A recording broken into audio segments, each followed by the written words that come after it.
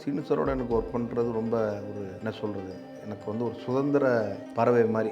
ஏன்னா அவர் வந்து நீ ஏதாவது பண்ணிக்கோ, உனக்கு இதுதான் ஐடியா, இந்த சுச்சுவேஷன் இப்படி தான் இருக்கணும், உனக்கு என்ன தோணுதோ அதை நீ பண்ணு அப்படின்னா அப்படி சொன்னதுனால தான் எனக்கு முதல் படத்திலே கள்ளிக்காட்டில் பிறந்த தாயை வந்து டிஃப்ரெண்ட்டாக பண்ணணும். கள்ளிக்காட்டில் பிறந்த தாயே. மியூசிக் காலேஜ் ட்ரை பண்ணும்போது மியூசிக் காலேஜ் பார்த்திங்கன்னா ரொம்ப டஃப்பாக இருந்துச்சு. மெடிக்கல் காலேஜ் ஈக்குவலாக இருந்துச்சு. ஸோ ஒரு 10 பேர் இருப்பாங்க, எல்லாமே ஜாம்பவான்கள், வித்வான்கள். ஸோ அவங்க முன்னாடி நம்ம பாடி காமிக்கணும். பாடி சுத்தமாக அழகாக பாடி காமிச்சா தான் காலேஜ் ஓகே ஆகும். அவங்க வந்து சொல்கிறேன்பா அப்படின்னு சொல்லிட்டாங்க, அப்போவே கிடைக்காது அப்படின்னு தெரிஞ்சு போச்சு. அதான் ஜிவி ரொம்ப சின்ன பையன். அப்போ 6th எந்த விஷயத்தில் அவர் வந்து இப்போ 6ஆம் கிளாஸ் 7ஆம் கிளாஸ் படிக்கிறார். இப்போது எனக்கு ஜிவியோட அவங்க அப்பா தான் ஃபஸ்ட்டு ரொம்ப ஃப்ரெண்டானாங்க.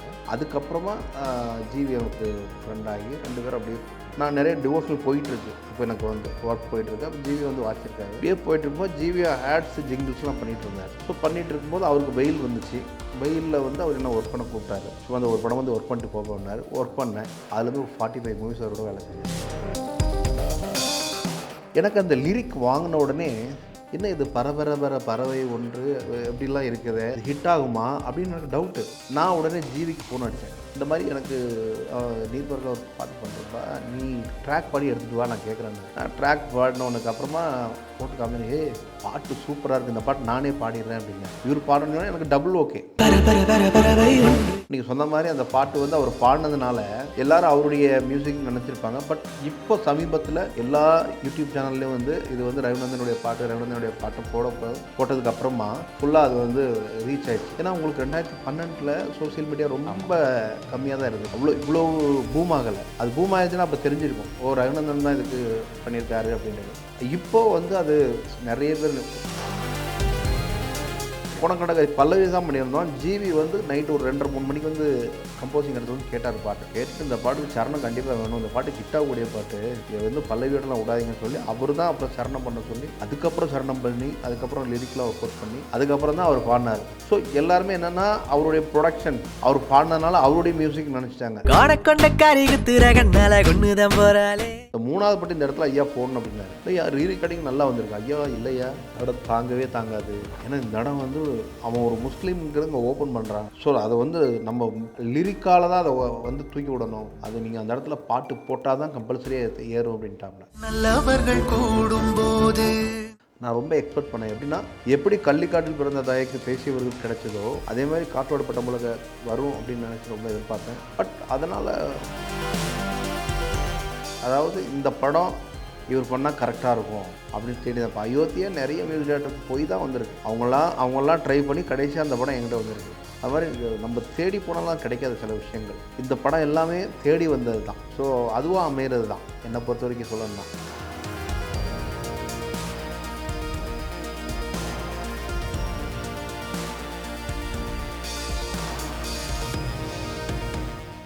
சேனல் 5 சினிமா மக்களுக்கு வணக்கம். இசையமைப்பாளர் என்ஆர் ரகுநந்தர் அவர்களுடன் ஒரு சிறப்பான ஒரு நேர்காணல் உள்ள போகலாம். சார் வணக்கம். சார் வணக்கம். சார் உங்கள் இசைக்கு நான் மிகப்பெரிய ஃபேன் சார். ரொம்ப நன்றி. 2010 ஆரம்பித்தது, இப்போது ஒரு 15 வருஷம் கிட்ட வந்திருக்கு. ஆமாம். தென்மேற்கு பருவக்காற்றுட்டு இப்போ இடிமுழக்கம் வரைக்கும் வந்திருக்கு. ஆமாம். எப்படி இருக்குது சார்? திரையுலகில் இசையமைக்கிறீங்க, 15 வருஷம் ஆச்சு. ஆமாம். எனக்கு ஆக்சுவலாக இவ்வளோ பெரிய ஜேர்னி வரும்ன்ட்டு நான் எக்ஸ்பெக்ட் பண்ணலை. பட் உண்மையாகவே அதுக்கு முதல்ல கடவுளுக்கு தான் நன்றி சொல்லணும். ஏன்னா இவ்வளோ பெரிய ஒரு ஜேர்னி கொடுத்தது வந்து கடவுள் தான் மெயினாக வந்துட்டு. நம்ம என்ன தான் எஃபோர்ட் போட்டாலும் அது போய் மக்கள்கிட்ட போய் சேரணும் இல்லையா, அது கடவுளுடைய பிளஸ்ஸிங் இருந்தால் மட்டும்தான் நடக்கும். ஓகே.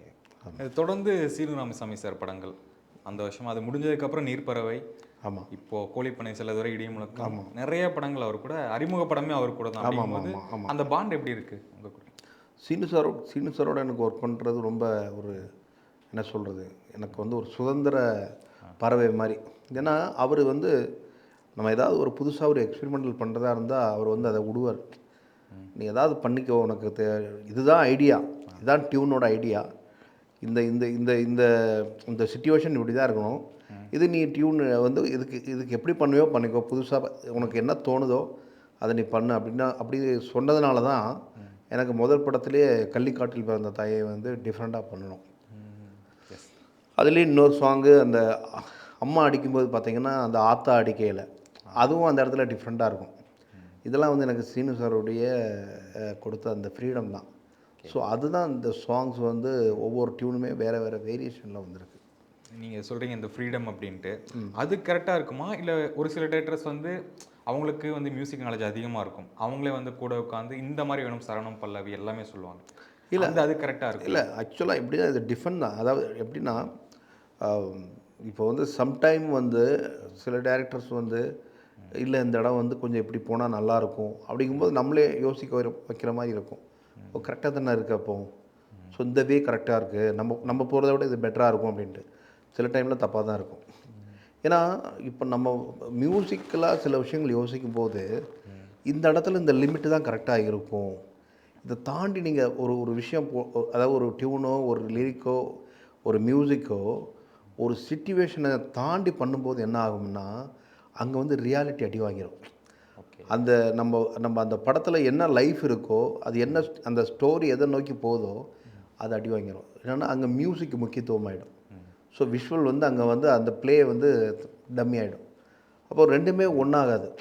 ஸோ அந்த விஷுவலும் அந்த மியூசிக்கும் பிளெண்ட் ஆகும்போது தான் நமக்கு வந்து அந்த படத்தோட அப்படியே உள்ளே நம்ம ட்ராவல் பண்ணதுக்கான ஒரு இது கிடைக்கும். கூடவே நம்ம ட்ராவல் பண்ணுவோம் அந்த படத்தோட.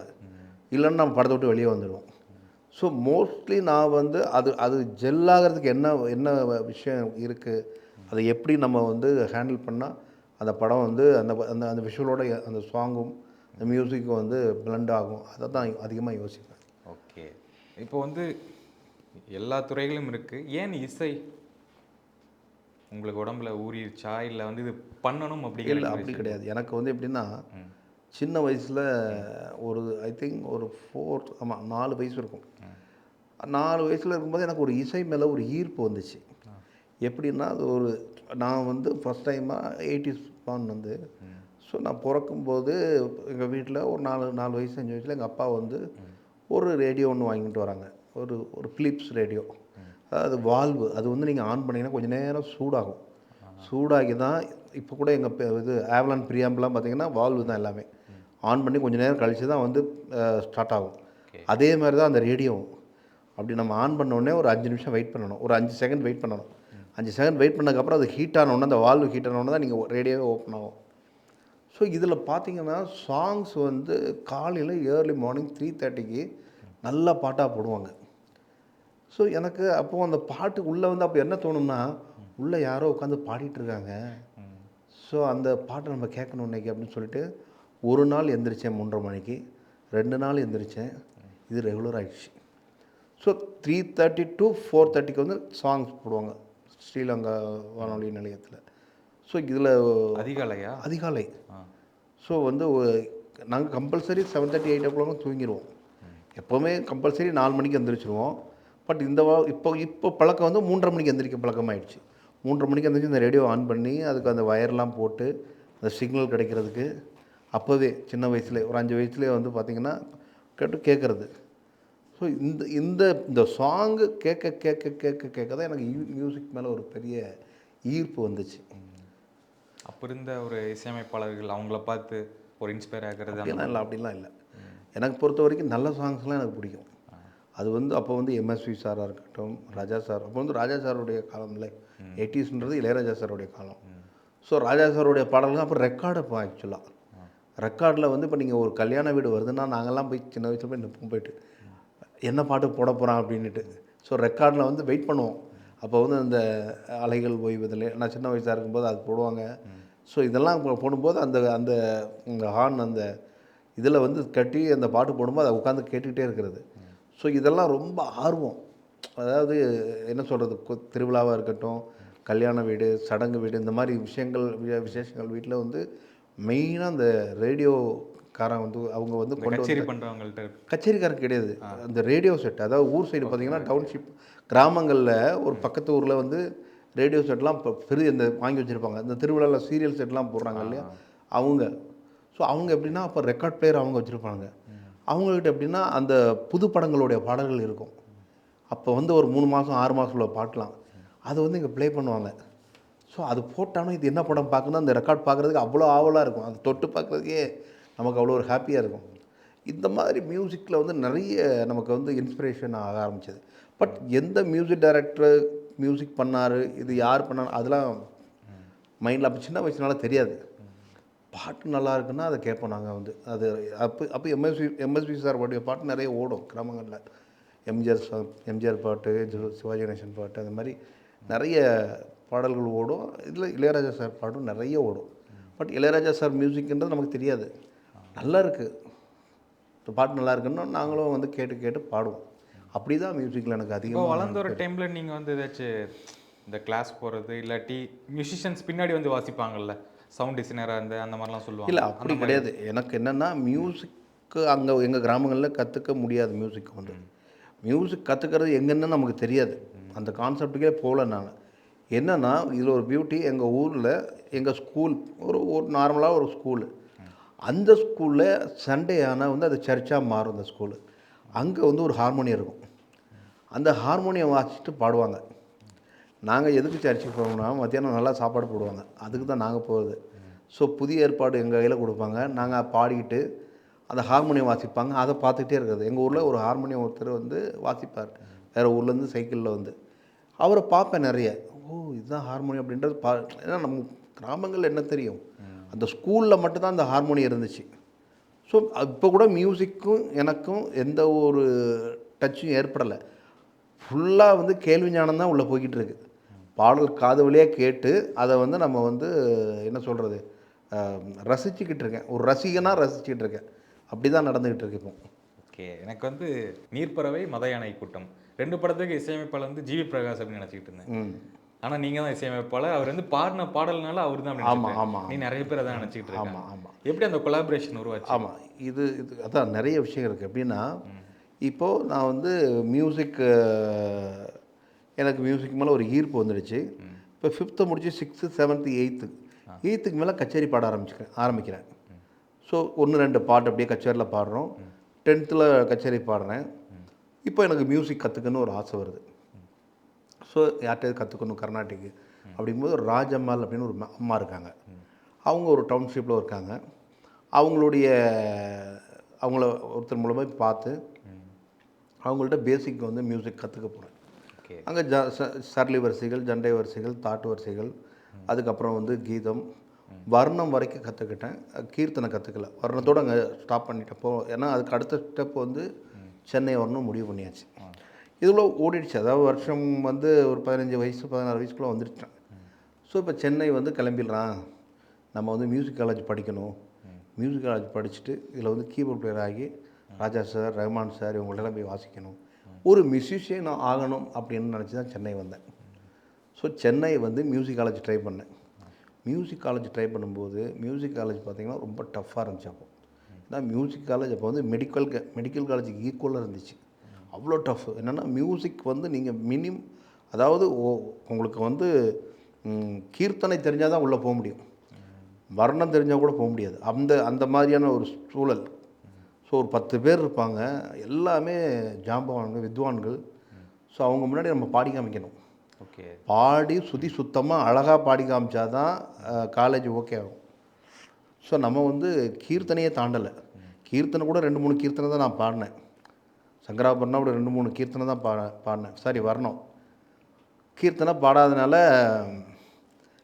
அவங்க வந்து சொல்கிறேன்பா அப்படின்னு சொல்லிட்டாங்க. அப்போவே கிடைக்காது அப்படின்னு தெரிஞ்சு போச்சு. இப்போ இருந்தாலும் எனக்கு மியூசிக் மேலே இருக்கிற அந்த ஈர்ப்பும் அந்த தேடலும் வந்து என்னை விட முடியல. ஸோ என்ன பண்ணேன், இங்கே வந்து வேறு ஒரு ஒர்க் ப்ரைவேட்டாக கடைகள், ஒரு ஜெராக்ஸ் கடை, அது மாதிரி நிறைய ஜாப், சின்ன ஜாப் பண்ணிவிட்டு நிறைய மியூசிக் கற்றுக் கொடுக்குறவங்க இருக்காங்க இல்லையா. போக முடியாது. எப்படின்னா உங்களுக்கு வந்து இப்போ நீங்கள் உங்களுக்கு வந்து பேக்ட்ராப், அதாவது மாரல் சப்போர்ட் இருந்துச்சுன்னா நீங்கள் மியூசிக் மட்டுமே கான்சன்ட்ரேட் பண்ணலாம். மாரல் சப்போர்ட் இல்லைன்னா நீங்கள் சென்னையில் நீங்கள் சாப்பிடணும், வாடகை கொடுக்கணும், அதுக்கப்புறம் உங்களுடைய அத்தியாவசிய தேவைக்கான இது வேணும். இவ்வளோ இதுக்கப்புறம் தான் நீங்கள் மியூசிக்கை கற்றுக்க முடியும். அதுக்காக வேலைக்கு போகணும். மியூசிக் நம்ம எங்கேருந்து கற்றுக்க முடியும்? ஸோ நான் வந்து செல்ஃப் தாட்டாக தான் போய்கிட்டு இருக்கு. ஆனால் என்ன வரும்போது ஒரு ஹார்மோனியம் மட்டும் வாங்கிட்டு வந்துட்டேன் நான். அப்போ ஒரு 2000 ருபீஸ்க்கு ஒரு ஹார்மோனியம் கிடச்சிது. ஸோ வாங்கிட்டு வந்துட்டேன். அந்த ஹார்மோனியம் வச்சு வீட்டில் அந்த ரூமில் உட்காந்து ப்ராக்டிஸ் பண்ண ஒரு மேன்ஷனில் இருந்தேன், கோடம்பாக்கத்தில். ஸோ இப்படி போயிட்டே இருக்கும்போது இங்கே வந்து நிறைய கச்சேரி பாட ஆரம்பிச்சிட்டேன். அதுக்கப்புறம் கச்சேரி பாடினதுக்கு அப்புறமா பார்த்தீங்கன்னா கொஞ்சம் கொஞ்சமாக இந்த வேலைகளை விட்டுட்டேன். ஸோ மியூசிக் இன்னும் அதிகமாக மியூசிக்கோட உள்ளே போயிட்டேன். கச்சேரி நிறைய கச்சேரி பண்ணிகிட்டு இருந்தேன், லைட் மியூசிக்கு. அவங்க இப்போ ஒரு ஒரு ஒரு டெய்லி எப்படியும் ஒரு குறைஞ்சது ஒரு 5 கச்சேரி 10 கச்சேரி இருக்கும் மாதத்தில். ஸோ மெயினாக அந்த கச்சேரி போகும்போது எனக்கு வந்து ஃபினான்ஷியலான்றதை விட ஃபுட்டு அந்த விஷயங்கள் வந்து நமக்கு ஈஸியாக கிடச்சிது. ஸோ இப்போ மியூசிக்கும் நமக்கு இன்னும் கொஞ்சம் ரிலேட்டடாக பக்கத்தில் வந்துடுச்சு. இப்படியே போயிட்டுருக்கும் பட்சத்தில் எனக்கு ஒருத்தர் கான்டாக்ட் கிடச்சிது. யாருன்னா ஒரு ஒரு எடிட்டர், அவர் உதய்சங்கர்னு பேர். உதய்சங்கர் சாருடைய கான்டாக்ட் கிடச்சுன்னா அவரை போய் ஃபஸ்ட்டு பார்த்தேன். பார்த்துட்டு நீங்கள் என்ன மியூசிக்கில் என்ன படிச்சிருக்கீங்கன்னாங்க. இல்லை சார் நான் கேள்வி ஞானம் தான், இப்போ தான் சும்மா கற்றுக்கிட்டு இருக்கேன் அப்படின்னேன். இப்போ தான் கற்றுக்கிட்டு இருக்கேன், அதனால் பெருசாக எனக்கு வந்து மியூசிக்கில் அவ்வளோலாம் ஐடியா கிடையாது சார் அப்படின்னேன். சரி ரைட் ஓகே, ஒரு ஆட் இருக்குது, அதுக்கு நீங்கள் மியூசிக் பண்ணி கொடுங்க அப்படின்னாங்க. சார் அது எனக்கு தெரியவே தெரியாது சார், நான் ஒரு கேள்வி ஞானத்தில் இருக்கிற ஆள், என்கிட்ட போய் நீங்கள் மியூசிக் பண்ணுங்கன்னு சொல்கிறீங்க, அது ஃபிலிமில் பண்ண சொல்கிறாரு. இல்லை நீங்கள் பண்ணுவீங்க போங்க, போய் பாருங்கள் அப்படின்னு சொல்லிட்டு எனக்கு அவருடைய ஸ்க்ரீன் பேக்கில் அந்த ஆடை போட்டு காமிச்சாங்க. நான் அந்த கச்சேரி என்கிட்ட அப்போ இன்ஸ்ட்ருமெண்ட்லாம் கிடையாது, கீபோர்டோ வேறு எதுவுமே கிடையாது. இந்த கச்சேரி அதிகமாக போகும்போது அங்கே ஒரு பிளேயர் இருந்தார், கீபோர்ட் பிளேயர். ஸோ அவருடைய இன்ஸ்ட்ருமெண்ட் வச்சு அவரும் நானும் உட்காந்து ஒன்றா உட்காந்து அதுக்கு ரீரெக்கார்டிங் பண்ணி ஃபீட் பண்ணி அந்த ரெக்கார்டிங் முதல் ரெக்கார்டிங் ஏவிஎம்இயில் நடந்துச்சு. அப்போ எனக்கு ஒரு பெரிய கான்ஃபிடென்ட் வந்துச்சு. ஓ மியூசிக் பண்ண முடியுமா நம்மளால் அப்படின்றது ஒரு கான்ஃபிடென்ட் அங்கே தான் எனக்கு வந்துச்சு. ஸோ அந்த கான்ஃபிடென்ட்டு வந்ததுக்கப்புறமா எனக்கு அவருடைய ஃப்ரெண்டு இன்னொருத்தர் சிங்காரவலன்ட்டு இங்கே நம்ம தூர்தர்ஷனில் இருந்தாங்க. அவர் எனக்கு இன்ட்ரடியூஸ் பண்ணி வச்சு அவர் மூலமாக எனக்கு நிறைய சீரியல் கிடச்சிது. அப்போவே அந்த தூர்தர்ஷனில் வரக்கூடிய சீரியல், அப்புறம் வந்து ஷார்ட் ஃபிலிமு, இதெல்லாம் நிறைய அந்த ஷார்ட் ஃபிலிம் மாதிரி அந்த விஷயங்கள்லாம் நிறைய மியூசிக் அங்கே பண்ணினேன். பண்ணிட்டு போய் இப்போ டிவோஷனல் ஓப்பன் ஆயிடுச்சு. டிவோஷனலுக்கு வாய்ப்பு கிடச்சிது. டிவோஷனலுக்கு ஆல்பம்லாம் அப்படியே பண்ணிகிட்டு இருக்கும்போது தான் 2000 ஒரு ஆல்பம் பண்ணேன், ரஞ்சனா ஆடியோஸ்ன்ட்டு. எல்லாமே பெரிய சிங்கர்ஸ், எஸ்பிபி சார், அதுக்கப்புறமா ஜானகம்மா, நிறைய பேர் பெரிய பெரிய சிங்கர்ஸ் பாடினாங்க. இந்த சாங்கு மாஸ்டரிங் பண்ணுறதுக்காக டி நகர் ஒரு வீட்டுக்கு போகிறோம். ஸோ அந்த யார் வீட்டுன்னு எனக்கு தெரியாது. ஒருத்தர் கூட்டிகிட்டு போகிறாரு, என்ன வந்து கூப்பிட்டு போயிட்டு அந்த மாஸ்டரிங் பண்ணுற இடத்துல மாஸ்டரிங் பண்ணி முடிச்சிட்டோன்னே நான் வந்து கிளம்புறதுக்கு ரெடியாக இருக்கும்போது ஒருத்தர் பின்னாடி வந்து நிற்கிறாரு. நீங்கள் என்ன பண்ணிகிட்டு இருக்கீங்க அப்படின்னாரு. அந்த மாதிரி டிவோஷனல் பண்ணிடுங்க, நீங்கள் பண்ணும்போது ஜிவியும் கூப்பிட்டு போங்க அப்படின்னாரு. ஜிவி அதனால் அதுக்கப்புறம் தான் அவர் சொல்கிறார், இந்த மாதிரி ரேமான் சாருடைய சிஸ்டருடைய ஹஸ்பண்ட் அவர். ஸோ ஜிவி பிரகாஷ் வந்து பார்த்தா ஜிவி ரொம்ப சின்ன பையன். அப்போ அவர் 6th எந்த விஷயத்தில் அது? அதான் 1999 என்று 2000. ஓகே. அவர் வந்து அப்போ 6ஆம் கிளாஸோ 7ஆம் கிளாஸோ படிக்கிறார். ஸோ வந்து அப்போது எனக்கு ஜிவியோட அவங்க அப்பா தான் ஃபஸ்ட்டு எனக்கு ரொம்ப ஃப்ரெண்டானாங்க. அதுக்கப்புறமா ஜிவி எனக்கு ஃப்ரெண்டாகி 2 பேரும் அப்படியே நான் நிறைய டிவோஷனல் போயிட்டுருக்கு. அப்போ எனக்கு வந்து ஒர்க் போயிட்டுருக்கு. அப்போ ஜிவி வந்து வாச்சிருக்காரு.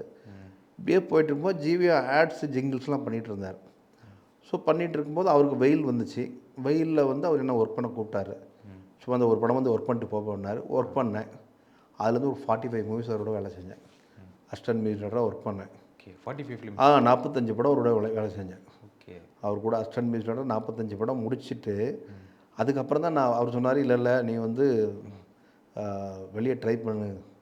அப்படிங்கும்போது எனக்கு முதல்ல எப்படி ஒரு ஆட் பண்ணுறதுக்கு ஒரு எடிட்டர் வந்து எனக்கு என்ன அறிமுகப்படுத்துனாங்களோ அதே மாதிரி ஒரு எடிட்டர் காசு யூஸ் பண்ணாதுன்றது எனக்கு தென்மேற்கு பருவ காற்று அவர் மூலமாக தான் எனக்கு கிடச்சிது. ஸோ அவர் தான் அந்த படத்துக்கு எடிட்டர். ஸோ என்னுடைய ஃப்ரெண்டு செலியன் கேமராமேன், இவங்க 2 பேர் தான் எனக்கு டைரக்டர்கிட்ட இது கொடுத்து, அதாவது அறிமுகம் கொடுத்து, ஸோ எனக்கு அந்த படம் வாய்ப்பு கிடச்சிது. அந்த படம் பார்த்து தான் எல்லா பாட்டுமே பண்ணேன். அதாவது படம் எடுத்துகிட்டு வந்துட்டார், அந்த படம் எடுத்து வந்து அதுக்கு மியூசிக் போட்டது எல்லாம் மாண்டேஜஸ் தான். ஆமாம். ஸோ இப்படி போயிட்டு இருக்குது. இப்படி போயிட்டு இருக்கும்போது 2வது படம் நீர்ப்பறவை. அப்போது இதுக்கு நாங்கள் வந்து என்கிட்ட வந்து சிச்சுவேஷன் சொல்கிறாரு சீனு சார் வந்து, இந்த மாதிரி ஒரு சிச்சுவேஷன் இருக்குது, ஒரு குடிகாரன் வந்து எல்லோரையும் ஏமாற்றி காசு வாங்குறான். அப்போ இந்த பொண்ணு வந்து ஹீரோயின் வந்து அவள் வந்து சர்ச்சில் ஒர்க் பண்ணுறா. அவள்கிட்டையும் போய்ட்டு இவன் என்ன பண்ணுறான், பாப்பா எனக்கு காசு கொடுன்னு சொல்லும்போது அவன் என்ன பண்ணுறான், இவன் திருந்த மாட்டான்னு சொல்லி இவனை கூப்பிட்டு போயிட்டு அவளுக்கு வந்து ஆசீர்வாதம் பண்ணுறான் வெயில் வச்சுட்டு. ஃபஸ்ட் டைமாக ஒரு பொண்ணு யாராக இருக்கட்டும் குடிகாரங்கும் போது அவன் கைப்பட்ட உடனே அவனுக்குள்ளே அப்படியே 1000 வாட்ஸ் பல்ப் அடித்த மாதிரி சும்மா பட்டர்ஃப்ளை பறக்குது அவனுக்கு. அதுதான் சிச்சுவேஷன், இதுக்கு எப்படி பண்ணுவோ பண்ணிக்கோன்ட்டு. ஸோ நான் இதுக்கு ஏதாவது புதுசாக ஏதாவது ட்ரை பண்ணட்டுமா அப்படின்னு, நீ ட்ரை பண்ணி எப்படின்னான்ட்டு. ஸோ நான் வந்து எனக்கு நிறைய ஐடியா யோசித்தேன். அதுக்கப்புறம் தான் நான் ஒரு வெஸ்டர்ன் கிளாசிக்கல் ஃபீல்டில் பண்ணலாம் அப்படின்னு சொல்லி தான் அந்த பரபர சாங் வந்து கம்போஸ் பண்ணேன். ஃபஸ்ட்டு டியூனு பல்லவி சரணம் பல்லவி பண்ணிட்டேன். பல்லவி வந்து கொஞ்சம் காம்ப்ளிகேட்டடாக இருந்துச்சு. சரி லிரிக்ஸ் வந்தால் சரியாயிடும். ஏன்னா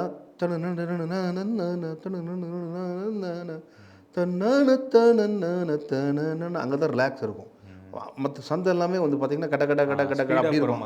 ஆமாம், டபுளாக இருக்கும் எல்லாமே.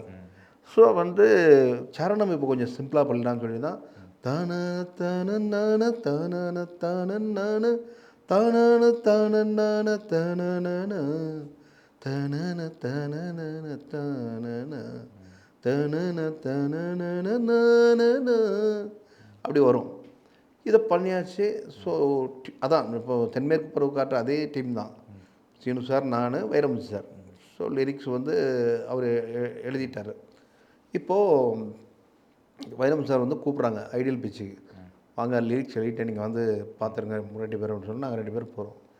எனக்கு அந்த லிரிக் வாங்கின உடனே என்ன இது பரபரபர பறவை ஒன்று எப்படிலாம் இருக்குது, இது ஹிட் ஆகுமா அப்படின்னு எனக்கு டவுட்டு.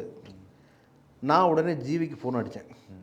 இந்த மாதிரி எனக்கு நீர்பறவையில் ஒரு பாட்டு பண்ணுறப்பா, நீ ட்ராக் பாடி எடுத்துகிட்டு வா, நான் கேட்குறேன்னாரு. நான் ட்ராக் பாடினவனுக்கு அப்புறமா போட்டு காமிச்சேன். ஹே பாட்டு சூப்பராக இருக்குது, இந்த பாட்டு நானே பாடிடுறேன் அப்படின்னாரு.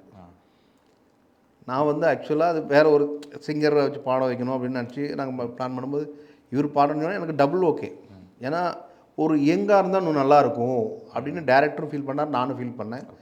டேரக்டரும் சொன்னார் ஹீரோ வாய்ஸுக்கு ஏற்ற மாதிரி. ஆமாம், கரெக்டாக இருக்கும். ஏன்னா ஒரு முதிர்ச்சி வாய்ஸ் போட்டால் செட் ஆகாது, ஒரு யங்குங்கும் போது நல்லாயிருக்கும், அதனால் கரெக்டாக இருக்கும் இவர் பாட வச்சா அப்படிங்கப்போ அவர் என்ன சொல்லிட்டாருன்னா, இந்த பாட்டு நான் பாடியே ஆகுவேன், நீ எனக்கு தான் நான் தான் அந்த பாட்டு பாடுவேன், நீ வந்து வேறு யாருக்கு கொடுத்தாலும் கொண்டுடுவேன் அப்படின்ட்டாப்புல. ஸோ அப்படி தான் அந்த பாட்டை அவர் கேட்டு டியூனை கேட்டு வேறு யாரையும் பாட விடாமல் பாடினது தான் அந்த பாட்டு. ஸோ இப்போ வந்து இந்த படத்தில் 2 வெர்ஷன் தான் இருந்துச்சு. ஒன்று மேல் வெர்ஷன், 2வது ஃபீமேல் வெர்ஷன். கிளைமேக்ஸில் வந்து கணவனை தேடுற மாதிரி. ஓகே. ஸோ இதுக்கு வந்து நாங்கள் வந்து ஃபஸ்ட்டு ஸ்ரேயா கோஷல் பிளான் பண்ணோம். அப்போ என்ன பண்ணார் சார் வந்து, இல்லை நம்ம ஃபஸ்ட்டு ஒரு ஷூட் பண்ணோம், சின்மையை வச்சு பண்ணிடலாம் அப்படின்னு சின்மையை வச்சு ஒரு வெர்ஷன் பண்ணிட்டோம். பட் சின்மை வெர்ஷன் வந்து நிறைய அங்கே எல்லாருக்கும் பிடிச்சி போச்சு. பட் நான் ஸ்ரேயா கோஷல் வெர்ஷன் எடுத்து வரதுக்குள்ளே சின்மை வெர்ஷன் ஃபேமஸ் ஆகிடுச்சு. அதனால் சின்மை வெர்ஷன் அப்படி வச்சா. பட் ஸ்ரேயா வெர்ஷனில் வந்து நான் வந்து ரெஃபரன்ஸ் தான் போட்டேன். ஸோ அப்படி தான் இந்த பாடத்தோடைய பாடல்களும் இதுவும் ஆச்சு. நீங்கள் சொன்ன மாதிரி அந்த பாட்டு வந்து அவர் பாடினதுனால எல்லோரும் அவருடைய மியூசிக் நினச்சிருப்பாங்க. பட் இப்போ சமீபத்தில் எல்லா யூடியூப் சேனல்லையும் வந்து இது வந்து ரகுநந்தனுடைய பாட்டு போட்டதுக்கு அப்புறமா ஃபுல்லாக அது வந்து ரீச் ஆயிடுச்சு. ஏன்னா உங்களுக்கு 2012 சோசியல் மீடியா ரொம்ப கம்மியாக தான் இருந்துச்சு, இவ்வளோ பூம் ஆகலை. அது பூம் ஆயிடுச்சுன்னா அப்போ தெரிஞ்சிருக்கும், ரகுநந்தன் தான் இதுக்கு பண்ணியிருக்காரு அப்படின்ட்டு. இப்போது வந்து அது நிறைய பேர் உங்களை மாதிரி நிறைய பேர் அது வந்து எடுத்து போட்டதுனால சர்ப்ரைசிங்காக ஷாக்கிங்காகவும் இருக்குது. அதுதான் உண்மை. ஆமாம், ஏன்னா மத யானை கூட்டமுக்கும் அதே தான். ஆமாம் ஆமாம் ஆமாம். அந்த பாட்டு வந்து செம்ம ஹிட்டு. ஆமாம், நம்ம நினச்சிட்டு போவோம் ஜிவி சார் தான் போல அப்படின்னு நினைக்கும்போது. ஆமாம், அதுக்கப்புறம் இப்போ அது நல்லது தெரிஞ்சிருச்சு. அதே மாதிரி மத யானை கூட்டம் வந்து அவர் ப்ரொடக்ஷன், அவர் டைரக்டர் போயிட்டு வந்து அவர் ஜிவி தான் மியூசிக் கேட்டிருந்தார். அவர் என்ன சொன்னார், இல்லை இந்த படத்துக்கு ரகு தான் கரெக்டாக இருப்பார், நீங்கள் அவரை வச்சு பண்ணிக்கோங்க அப்படின்னு. இந்த படத்தில் அந்த பாட்டு வந்து நான் ஒரு பல்லவி மட்டும் தான் பண்ணியிருந்தோம். அந்த கோணக்கொண்டகரி பல்லவி தான் பண்ணியிருந்தோம். ஜிவி வந்து நைட்டு ஒரு 2-3 மணிக்கு வந்து கம்போசிங் இடத்துல வந்து கேட்டார் பாட்டு. கேட்டுட்டு இந்த பாட்டுக்கு சரணம் கண்டிப்பாக வேணும், இந்த பாட்டுக்கு ஹிட்டாகக்கூடிய பாட்டு, இதை வந்து பல்லவியோடலாம் விடாதீங்கன்னு சொல்லி அவர் தான் அப்புறம் சரணம் பண்ண சொல்லி, அதுக்கப்புறம் சரணம் பண்ணி, அதுக்கப்புறம் லிரிக்லாம் அவர் கோட் பண்ணி, அதுக்கப்புறம் தான் அவர் பாடினார். ஸோ எல்லாருமே என்னென்னா அவருடைய ப்ரொடக்ஷன், அவர் பாடினதுனால அவருடைய மியூசிக் நினச்சிட்டாங்க. பட் ஓரளவுக்கு இப்போ எல்லாருமே வந்து யூடியூப்பில் திரும்ப பார்த்ததுக்கப்புறம் ரகுநந்தன் தான் அதுக்கு மியூசிக் பண்ணியிருக்காருன்றது சினிமா பீப்புள் எல்லாருக்கும் தெரியும். காமன் மக்கள் நம்ம அவங்களுக்கு வந்து தெரியாது பெருசாக. ஏன்னா அந்த டைமில் வந்து சோசியல் மீடியா பெருசாக இதாகாதனால இப்போ மோஸ்ட்லி எல்லாருமே அதை ஓகே இவர் மியூசிக் பண்ணியிருக்காரு, ரகுநந்தன் தான் பண்ணியிருக்காருன்றது இப்போ நிறைய பேர் சொல்கிறாங்க. நீங்கள் சொன்னதுக்கப்புறம் தெரியுது ஜிவி அவர்கள் கூட மிகப்பெரிய பாண்டிங் இருக்குது உங்களுக்கு. ஆமாம் ஆமாம். ஆனால் ஃபஸ்ட்டு படம் ப்ரொடியூசராக வரப்போ நீங்க தான் அப்படின்னு சூஸ் பண்ணாரு. ஏன்னா அந்த ஸ்கிரிப்ட் வந்து ஒரு மண் சார்ந்த கதையா இருக்கும். ஆமாம் ஆமாம். அதுக்கு அவரு போட்டிருந்தாலும் எனக்கு 25 இயர்ஸ்னு அவர் எனக்கு இப்போ என்ன ஐ திங்க் ஆமாம் 25 இயர்ஸ் ஆச்சு. நானும் ஜிவியும் ஓகே. ஃப்ரெண்ட்ஸ் ஆகி 25 வருஷம் ஆச்சு. ஆமாம் சூப்பர் சார். இப்போ அவரு 2 நேஷனல் அவார்டு கிட்ட ஆமாம் வாங்கிட்டு போயிட்டு இருக்காரு. ஆமாம் ஆமாம். எல்லாமே நாங்கள் 2 பேரும் அவர் வந்து மோஸ்ட்லி என்ன சொல்கிறது டெய்லி பேசிக்காத, அதாவது ஒரு கணவன் மனைவி மாதிரி வச்சுக்கோங்களேன். அவ்வளோ ஒரு 2 பேருக்குள்ள ஒரு பாண்டிங் இருக்குது அந்த மாதிரி. ஆமாம் இப்போ வரைக்கும் நல்ல டச்சில். ஆமாம் ஆமாம் ஆமாம் ஆமாம். Super sir. இப்போ இந்த படம் பார்த்தாரா? அயோத்தி ஆமாம் ஆமாம். அவரெல்லாம் பார்த்துட்டு சொல்லி பாட்டு கேட்ட உடனே அயோத்தி பாட்டு கேட்டோன்னா சூப்பராக இருக்குன்ட்டார். காட்டோடு பண்ண முடியல எக்ஸ்ட்ரானரியாக இருக்குப்பா அப்படின்னு சொல்லிட்டார். அந்த மாதிரி அவர் எது சாங் கேட்டாலுமே சொல்லிடுவார். அவர்லாம் பரபர சாங்கு அவ்வளோ பெரிய ஃபேன். அவர் ஆனந்தவிடன் இன்டர்வியூவில் சொன்னார். ஸோ இந்த பாட்டு வந்து நீங்கள் வந்து நான் ஒரு பாட்டு மிரண்டேன்னா அது பரபர சாங் தான். என்ன சாங்கு, என்ன லிரிக்கு, என்ன காம்போசிஷன். ஸோ அதெல்லாம் வந்து என்னுடைய அதாவது பிளேலிஸ்ட்டில் நான் வந்து தனியாக வச்சுருக்கேன் அப்படின்னு அதெல்லாம் பாராட்டுன்னா அது ஓப்பனாக பாராட்டுவார். அது எவ்வளோ பெரிய இடமா இருந்தாலும் சரி அங்கே ஓப்பனாக சொல்லுவார். ஸோ அந்த பாட்டை வந்து அவரும் பாதிக்கு எங்கெங்கெல்லாம் சொல்லணுமோ சொல்லி பேரையும் சொல்லியிருக்காரு நிறைய இடத்துல. ரகுவுடைய காம்போசிஷன் இது எனக்கு இது ரொம்ப பிடிச்ச பாட்டு இந்த பாட்டு அப்படின்ட்டு. அதுமாரி இப்போ கடைசி வந்து அயோத்தி பாட்டு கூட சொன்னார், பாட்டு ரொம்ப சூப்பராக இருக்குப்பா அப்படின்ட்டு. அயோத்தி எடுத்துட்டோம். அயோத்தி பற்றி பேசுவோம். காற்றோடு பட்டம் போல மிகப்பெரிய ஹிட்டு. ரீல்ஸ் நீங்கள் ஒரு 10 ரீல் தள்ளிட்டு பார்த்தீங்கன்னா 11 ரீலில் வந்து இந்த பாட்டு இருக்கும். யாராவது உதவி செய்கிறாங்க அப்படின்னா இந்த பாடல் வந்து கண்டிப்பாக போட்டுருவாங்க. பார்த்துருக்கீங்களா? ஆமாம் ஆமாம் ஆமாம் ஆமாம். ஏன்னா ரொம்ப டச்சிங்கான ஒரு லிரிக்ஸு டோனு எக்ஸ்ட்ரானரியாக இருக்கும் சார். கண்டிப்பாக. எப்படி அந்த ஐடியா தோணுது எப்படி சார்? இல்லை ஆக்சுவலாக வந்து அயோத்தியில் வந்து நாங்கள் வந்து ஃபஸ்ட்டு கம்போஸ் பண்ணது வந்து காற்றோட பட்டம் போல தான் அந்த டியூன் சாங்கு. ஆமாம். என்னென்னா இந்த மாதிரி ப்ரீ கிளைமேக்ஸ் முன்னாடி வருது. ஸோ அதனால் இந்த சாங் வந்து அவர் கொஞ்சம் ஸ்லோவாக இருக்கலாம் அப்படின்னார். நான் சொன்னேன் ப்ரீ கிளைமேக்ஸ் முன்னாடி வர்றதுனால ஸ்லோவாக வேண்டாம், கொஞ்சம் கொஞ்சம் கொஞ்சம் மீடியமாகவே இருக்கலாம் அப்படின்னு சொல்லி தான் இந்த டியூன் கம்போஸ் பண்ணோம். இது பாட்டு கம்போஸ் பண்ணி அதுக்கு லிரிக்ஸு ரெடி ஆகிடுச்சு காற்றோட பட்டம் போல்.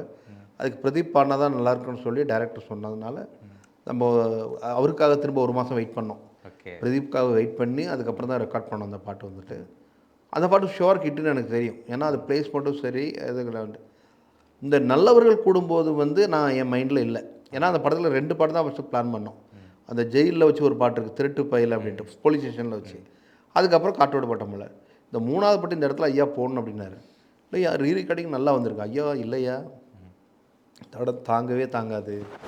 ஏன்னா இந்த இடம் வந்து அவன் ஒரு முஸ்லீம்ங்கிறது இங்கே ஓப்பன் பண்ணுறான். ஸோ அதை வந்து நம்ம லிரிக்கால் தான் அதை வந்து தூக்கி விடணும். அது நீங்கள் அந்த இடத்துல பாட்டு போட்டால் தான் கம்பல்சரியாக ஏறும் அப்படின்ட்டாப்புல. ஸோ அது இந்த டியூனை கொஞ்சம் சந்தம் இப்போ வந்து தன தன்ன தன்ன இப்படி தான் இருக்கும் டியூனு. அது அங்கே அந்த சாங்கு டியூன் வந்து கொஞ்சம் அந்த சந்தத்தை மாற்றிருப்போம். தன்ன தன் சாரி ஆமாம் நல்லவர்கள் கூடும்போது அப்படி தானே ஒரு லிரிக்கு. ஸோ வந்து என்ன சொல்கிறது அந்த நல்லவர்கள் கூடும்போதும் அப்படின்ற அந்த பாசிட்டிவான அந்த வேர்ட்ஸ் இருக்குது இல்லையா, அதுதான் மெயினாக அதுக்கான வெற்றிக்கான பெரிய விஷயமே அதுதான். ஏன்னா உங்களுக்கு வந்து எல்லா மனிதர்களுமே வந்து பார்த்திங்கன்னா நல்லவரோட சேரும்போது நல்லதே நடக்கும், கெட்டவனோட சேரும்போது கெட்டதாக நடக்கும். அந்த மாதிரி அது ஒரு பாசிட்டிவ் வைப்பாக மாறிடுச்சு. அந்த வைப் தான் வந்து எது நடந்தாலும் நல்லது நடந்தாலும் அந்த பாட்டை ரீல்ஸில் போடுறதுக்கு ரீசன் அதுதான். ஸோ அப்படி தான் அந்த பாட்டு போய் சேர்ந்தது. இதுக்கப்புறம் இன்னொரு பாடல் சுந்தர பாண்டியன். ஆமாம் கூழாங்கல் கண்ணா சுண்டி பாண்டி அது செம்ம ட்ரெண்டிங். ஆமாம் ஆமாம். என்ன விஷயம்னா அந்த பாட்டு வந்து கடைசியாக பண்ண ஒரு 10 வருஷம் இருக்குங்களா சார்? ஆமாம் 10 வருஷம் இருக்குது. 10 வருஷம் இருக்கும். நான் 2012. ஸோ வந்து அந்த பாட்டு மட்டும் தான் கடைசியாக பண்ணினேன். ஷூட்டிங் கரெக்டாக 3 டேஸ்க்கு முன்னாடி கம்போஸ் பண்ணேன். தேனிக்கு போனேன் அது வந்துட்டு கம்போஸ் பண்ணுறதுக்கு. அங்கே தேனி ஸ்பாட்டில் போயிட்டு அந்த பாட்டு கம்போஸ் பண்ணி லைவ் லொக்கேஷனில் ஆமாம் அங்கே லிரிக்ஸ் எழுதி அதுக்கப்புறம் இங்கே வந்து ரெக்கார்ட் பண்ணேன். ஸோ அது அவர் எடுத்தோடனே என்ன சொன்னார்னா இந்த சாங் மட்டும் ரஜினி சாருக்கு ஒரு பாட்டு இருந்தால் எப்படி இருக்கும், அப்படி வேணும் அப்படின்னு கேட்டார் ஒரு பிரபாரன் சார் வந்துட்டு. அந்த அந்த அந்த அதை மைண்டில் வச்சுட்டு தான் அந்த டியூன் பண்ணோம். ஆனால் அவருக்கு லிரிக்காக வந்து நான் தன்னான தனன்னா தன்னேன தரன்னா தட்டாட தடட்ட அப்படி போட்டேன். அவர் லிரிக்காக கொண்டாடும் மனசு விளையாடும் வயசு போட்ட அடங்காது அப்படி எடுத்து வந்துட்டார். அவர் தான் லிரிசிஸ்டா? பிரபாகரன் சார் தானே? மோகன்ராஜன் தான். அப்போ மோகன்ராஜன் வந்து அந்த வந்தனமா அப்போ அந்த பாட்டு எழுதியிருக்காங்க ஈசனில் வந்துட்டு. ஸோ இது வந்து 2வது வந்து அவருக்கு பெரிய ஹிட் இந்த பாட்டு வந்துட்டு. அப்புறம் பாடினது வந்து ஆனந்த் அரவிந்தாக்ஷன் ஒரு நியூ சிங்கர் அது பாடினார். இப்போ அவர் நிறைய பாட்டு பாடிட்டு இருக்காரு. ஓகே, நம்ம அயோத்தி பற்றி பேசணும். இப்போ சமீபத்தில் ஒரு 2 வாரம் முன்னாடி அயோத்தி பற்றி நிறைய பேர் பேசினாங்க. ஏன்னா தேசிய விருது அனௌன்ஸ்மெண்ட் பண்ணியிருந்தாங்க, அந்த வெற்றியாளர்கள் அனௌன்ஸ் பண்ணியிருந்தாங்க. அதில் வந்து அயோத்திக்கு ஏன் ஒரு சிறந்த படத்துக்கான கேட்டகரி வரல, எதுலேயுமே ஏன் வரல அப்படின்ட்டு ஒரு வந்துச்சு. நீங்கள் அதை யோசிச்சிங்களா டீமில் எதாவது டிஸ்கஷன்? இல்லை நான் எதிர்பார்த்தேன். எப்படின்னா அந்த காற்றோடு பட்டம் போல சாங் வந்து ஒரு வாழ்வியல் சாங். ஏன்னா எல்லா மனிதர்களுக்கும் அது ஒத்து போகிற பாட்டு. நீங்கள் சரணமே பார்த்தீங்கன்னா பக்கத்தில் வாழும்போது உன்னருமை தெரியல, உன்னருமை தெரியும் போது பக்கம் நீ இல்லை. இந்த வேர்ட்ஸ் வந்து எல்லாருக்குமே பொருந்தும். ஒரு நண்பனுக்கு பொருந்தும், ஒரு காதலிக்கு பொருந்தும், ஒரு அம்மாவுக்கு பொருந்தும், ஒரு அப்பாவுக்கு. இவங்கெல்லாம் நம்ம கூட இருக்கிற வரைக்கும் நமக்கு ஒரு ஹாப்பினஸ் இருக்கும். இப்போ யாராவது ஒருத்தர் மிஸ் ஆகிட்டாங்க, அவங்க இல்லை அப்படிங்கும்போது உங்களுக்கு ஒரு வலி இருக்கும்ல, அந்த வலி அந்த பாட்டில் இருக்குது. நான் ரொம்ப எக்ஸ்பெக்ட் பண்ணேன். எப்படின்னா எப்படி கள்ளிக்காட்டில் பிறந்த தாய்க்கு தேசிய விருது கிடைச்சதோ அதே மாதிரி காற்றோடு பட்டம் போல வரும் அப்படின்னு நினச்சி ரொம்ப எதிர்பார்த்தேன். பட் அதனால் ஒரு என்ன சொல்கிறது வருத்தம் இல்லை. கண்டிப்பாக அடுத்த இதை விட இன்னும் பெட்டர்மெண்ட்டாக நம்ம இன்னும் முயற்சி பண்ணணுன்றது கடவுளுடைய ஆமாம் இருக்கும். அது நடக்கும்னு நினைக்கிறேன் கண்டிப்பாக. நான் ஒரு லிஸ்ட் எடுத்து வச்சேன் உங்கள் படங்களில். அயோத்தி, போகும் இடம் வெகு தூரம் இல்லை, தென்மேற்கு பருவக்காற்று, மதையானை கூட்டம், நீர்ப்பறவை, ஒரு 5 படங்கள். எல்லாமே அந்த மண் சார்ந்த கதைகள், மியூசிக்கு வந்து ரொம்ப ஸ்கோப் உள்ள ஒரு படங்கள். அயோத்தி தவிர, அயோத்தி மண் சார்ந்த படம் இல்லை, மற்ற எல்லா படங்களுமே அந்த மியூசிக்கான ஒரு ஸ்கோப் இருக்குது. படமும் கண்டென்ட் வைஸ் ஒரு சோஷியல் மெசேஜ் சொல்ல வருது, அதே வகையில் ஆடியன்ஸ்க்கு ஒரு எஜுகேஷன் லேர்ன் பண்ணுறாங்க. இந்த மாதிரி படங்கள் எப்படி சூஸ் பண்ணுறது எப்படி சார்? தேடி வருதா இல்லை நீங்கள் சூஸ் பண்ணுறதா? இல்லை, தேடி தான் வருது. நான் சூஸ் பண்ணுறதில்ல, அதுவே தேடி தான் வருது நமக்கு. அதாவது இந்த படம் இவர் பண்ணால் கரெக்டாக இருக்கும் அப்படின்னு தேடி தான். இப்போ அயோத்தியா நிறைய மியூசிக் டேரக்டருக்கு போய் தான் வந்திருக்கு. அதாவது என்ன சொல்கிறது, லாக் பண்ணலை, அவங்களாம் ட்ரை பண்ணி கடைசியாக அந்த படம் என்கிட்ட வந்திருக்கு. அது மாதிரி நம்ம தேடி போனாலாம் கிடைக்காத சில விஷயங்கள். இந்த படம் எல்லாமே தேடி வந்தது தான். ஸோ அதுவாக அமைகிறது தான் என்னை பொறுத்த வரைக்கும் சொல்லணும்னா. சில படங்கள் மட்டும்தான் நம்ம தேடி போய் கிடைக்கிற விஷயம். 99% தேடி வர்றது தான். ஸோ இந்த படத்துக்கு இவர் கரெக்டாக இருப்பார் அப்படின்னு தேடி வர்றது தான் நடந்திருக்கு இது வரைக்கும். ஓகே, வைரமுத்து சார், விஜய் பிரகாஷ், ஸ்ரேயா கோஷல் இவங்க கூட தான் அதிக பாடல்கள் வந்து பயணிச்சிருக்கீங்க. ஆமாம். எப்படி இருக்கும் சார் அவங்க கூட? நல்லாயிருக்கும் அந்த காம்பினேஷன். ஏன்னா எனக்கு எப்போவுமே அந்த வெற்றி கூட்டணி, சாம் கூட்டணி இருக்கு இல்லையா, அது எனக்கும் ஒரு பூஸ்டப்பாக இருக்கும். ஏன்னா வைரமுத்து சார் கூட பார்த்தேன் நிறைய பாடல்கள். ஆமாம் நிறைய எழுதியிருக்காங்க. ஏன்னா தென்மேற்கு பருவக்காட்டிலேருந்து அவர் நிறைய எழுதியிருக்காங்க. ஒரு ஆல்பம்க்கே அவர் தான் கொடுக்குறாரு. ஆமாம் ஆமாம் தென்மேற்கு நீர்ப்பறவை, ஈவன் புலிவாலில் கூட 2 பாட்டு எழுதியிருக்காரு அவர். அந்த நீலாங்கரை. ஆமாம் பொன்னான பொட்டப்பிள்ளை. அதுக்கப்புறம் பார்த்திங்கன்னா நிறைய எழுதியிருக்காரு. எனக்கு வந்துட்டு அவரோட ஒர்க் பண்ணும்போது எப்படின்னா என்னுடைய டியூனுக்கும் அவருடைய வரிகளுக்கும் நல்லா அடாப்ட் ஆகும். அந்த படத்துலேயே பார்த்திங்கன்னா நீர்ப்பறவையில் தேவன் மகளே, அதுக்கப்புறம் மீனுக்கு, இரத்த கண்ணீர் முடியவில்லை, அவருடைய வரிகள் எப்போவுமே தனியாக இருக்கும். ஏன்னா எனக்கு இன்னைக்கு வரைக்கும் எனக்கு சிலாய்க்கிற விஷயம் என்னென்னா, தென்மேற்கு பருவக்காட்டில் ஏடி கள்ளச்சி சாங் இருக்கு இல்லையா, அதில் வந்து ஒரு லைன் வருவார். எப்படின்னா, கொடியோடு சர்க்கரை வள்ளி தெரியாமல் கலங்க வைக்கும், அதுபோல் பொம்பளை சாதி அறியாமல் மனசு வைக்கும். அதாவது பொம்பளை எப்போவுமே ஒரு ஆள் மேலே இது அது லவ் வச்சுட்டான்னா அது தெரியாது. அது மாதிரி தான் அந்த சக்கரவள்ளி கிழங்கும் உள்ள கிழங்கு வைக்கிறது யாருக்கும் தெரியுமா? ரொம்ப பியூட்டிஃபுல்லாக இருக்கும். கடையாட்டு கோமியம் கூட ஒரு வாரம் வாசம் வரும், கிறுக்கேற்ற ஆம்பளை சொல்லும் மறுநாளே மாறிவிடும்பார். இந்த மாதிரி ஸ்ட்ராங்கான வார்த்தைகள் வந்து ரொம்ப கஷ்டம்.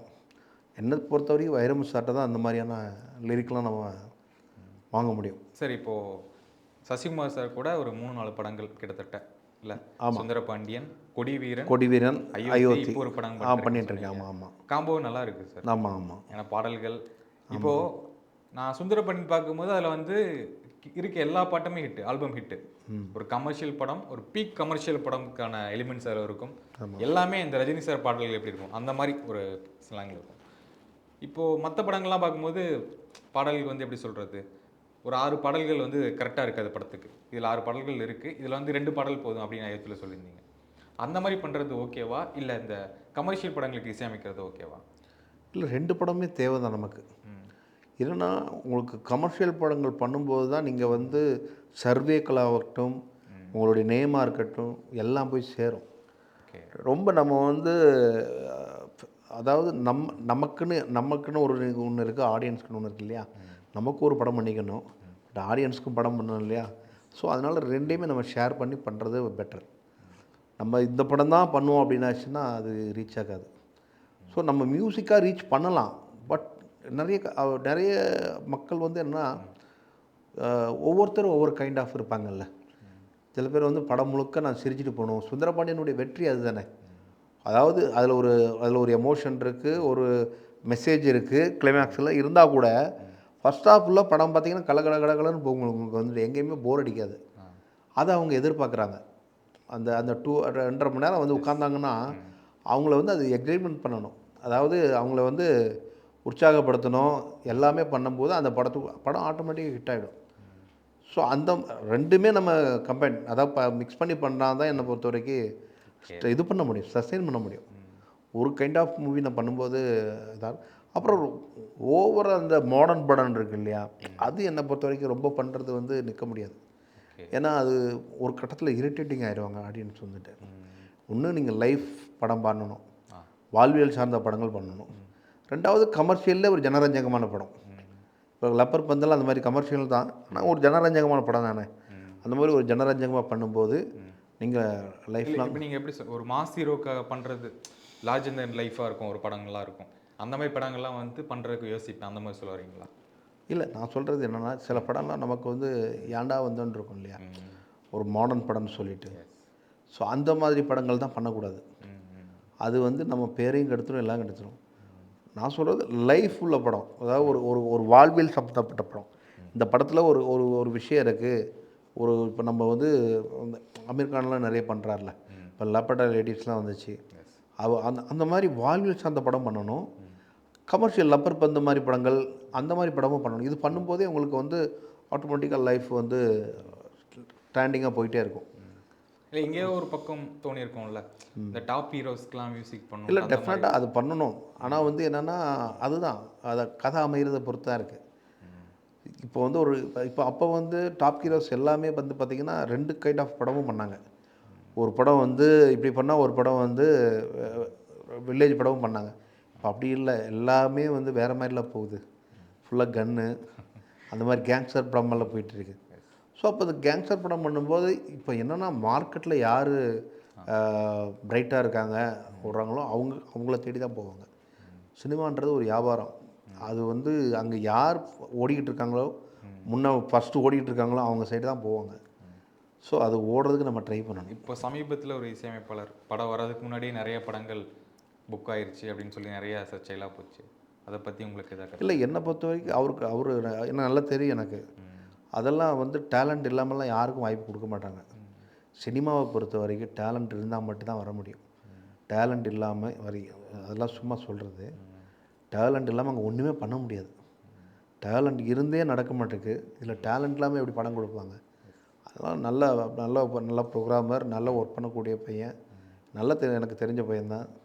இன்னும் திறமை இருக்கணும். மெயினாக வந்துட்டு திறமை இல்லாமல் சினிமாவை பொறுத்த வரைக்கும் சஸ்டெயின் பண்ணவே முடியாது. ஸோ அது முழுக்க வந்து திறமையை நம்பி வரக்கூடியது தான். மற்றபடி இதில் வந்து யாருக்கும் வாய்ப்பு கொடுக்க மாட்டாங்க. அதான் உண்மை. அது நம்ம பாட்டு ஒரு கண்டினியூவாக படங்களில் ஹிட் பண்ணிட்டு வந்துட்டு இருந்தோம்னா எல்லாருக்குமே படம் கமிட் ஆகும். அவங்க பணம் போடுறவங்களுக்கு வந்து இவங்க இப்போ மக்கள்கிட்ட வந்து பயங்கர பப்ளிக்கில் வந்து நல்ல நேமாக இருக்காங்க, பயங்கர ஃபேமஸாக இருக்காங்க போது அவங்கள தானே தேடி போவாங்க. ஸோ அது 2 சைடும் இருக்கும். அதாவது வளர்ந்து வரும்போது அந்த மாதிரி நிறைய குறைகள் இருக்கும்.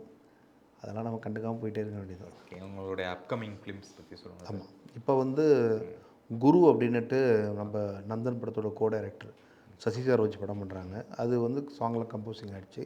சசிகுமார் சார், சத்யராஜ் சார், அப்புறம் வந்து பரத் 3 பேர் பண்ணுறாங்க. அதுக்கப்புறம் வந்து யோகி பாபு படம், காவல்துறையும் உங்கள் நண்பனும், அந்த படம் எடுத்த கம்பெனி டைரக்டர் வந்து ஜீவான்ட்டு, அது ஆல்மோஸ்ட் முடிய போகுது. ஓகே. அதுக்கப்புறம் விலாநாயகன்ட்டு நம்ம காக்காமடு மணிகண்ணன் அவருடைய ஃப்ரெண்டு, அவருடைய படம், அவருடைய டைரக்ஷனில் சிபின்னு ஒருத்தர் பண்ணுறாரு. அனுபமா பரமேஸ்வரன் ஒரு படம் பண்ணியிருக்காங்க, லாக்டவுன் அப்படின்னுட்டு, லைக்கா பண்ணியிருக்காங்க. அதுவும் போயிட்டுருக்கு. இன்னும் 2-3 புது படங்கள், ஆனந்த் அசோக் அப்படின்ட்டு அவர் வந்து விவேக் பிரசன்னா வச்சு ஒன்று பண்ணுறாங்க. ஸோ ரொம்ப லைனப் எல்லாமே நல்லாயிருக்கு, ரொம்ப நல்லா இருக்குது அந்த லைனப் எல்லாமே. எஸ் சார், சிறப்பான லைனப் தான். வந்து வாழ்த்துக்கள் சார், எங்களுக்கு இன்டர்வியூ கொடுத்ததுக்கு ரொம்ப நன்றி. சீக்கிரம் ஒரு மிகப்பெரிய விருதுடன் சந்திப்போம் சார். நிச்சயமாக. ரொம்ப ரொம்ப ரொம்ப நன்றி. Thank you sir. Thank you sir.